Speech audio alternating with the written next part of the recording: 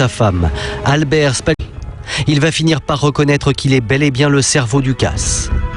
L'homme est mis en détention, ici, à la prison de Nice. Mais reste une question.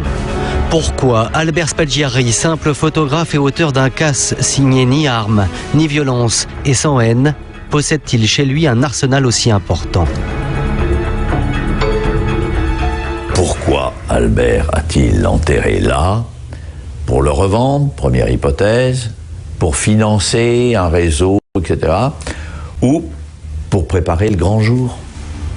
Après tout, le grand jour, ça se prépare, aussi bien à gauche qu'à droite. Et pour Albert Spaggiari, le grand jour se prépare à l'extrême droite. Car derrière cette allure bohème se cache en réalité un militant nationaliste, au passé pour le moins agité. L'opinion publique l'imaginait bandit au grand cœur. Albert Spaggiari est en réalité un baroudeur d'extrême droite. Le voici en 1951. Il a 18 ans et s'engage comme parachutiste durant la guerre d'Indochine. Il sera 2 fois blessé et même décoré.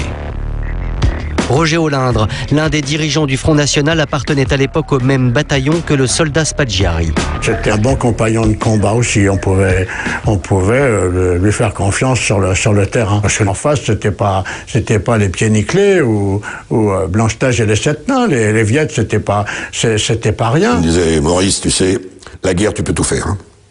Tu peux tuer, tu peux violer, tu peux brûler, tu peux tout, les grands-mères, les enfants, tout est permis à la guerre. Sauf une chose, la perdre. Et il savait de quoi il parlait. Une fois la guerre d'Indochine perdue, il y a une guerre qu'Albert Spaggiari ne veut surtout pas perdre, celle de l'Algérie française. Il entre alors dans les rangs de l'OAS, une organisation clandestine qui lutte contre l'indépendance de l'Algérie à coups d'attentats. Albert Spaggiari ne semble pas y avoir tenu un très grand rôle, même s'il se vante auprès de ses amis d'avoir failli assassiner le général de Gaulle. Il l'attendait sur le parcours avec un fusil à lunettes. C'est bien ce qu'il m'a répété plusieurs fois. Et il a eu un coup de fil au dernier moment de son chef, disant de tout suspendre. Et il a suspendu ça et le général est passé devant lui à quelques mètres, très peu. Il m'a dit c'est vraiment le regret de ma vie, Il a raconté ça lui-même, mais on n'est pas vraiment sûr que ça existait. Il se la joue un peu, hein, il enjolive. Réalité ou vantardise, cela n'a jamais vraiment été élucidé. En tous les cas, Albert Spaggiari purgera dans les années 60 à la prison de la Santé une peine de 3 ans pour appartenance à l'OAS. Là-bas, il rencontre d'autres membres de l'OAS comme Robert Desroches et Michel Bruzeau. Des amitiés indéfectibles vont alors se construire.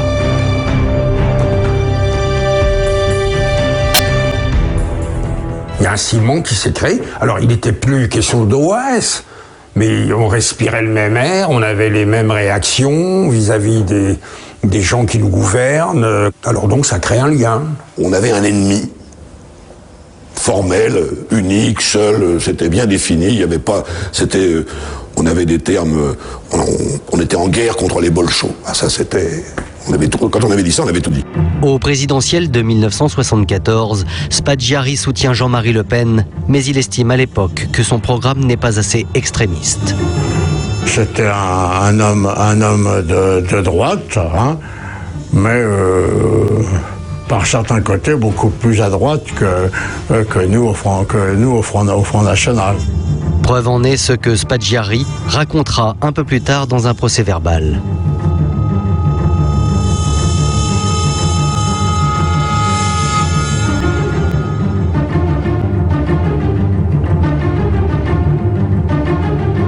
Et ses convictions, Albert Spaggiari ne les cache pas, comme le montre le nom qu'il a donné à son domicile.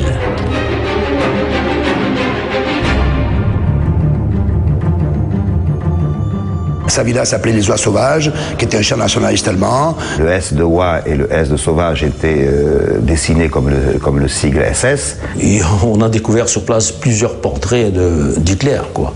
C'était pas banal, quand même. Son passé, ses amitiés, Albert Spaggiari ne va pas tarder à s'en servir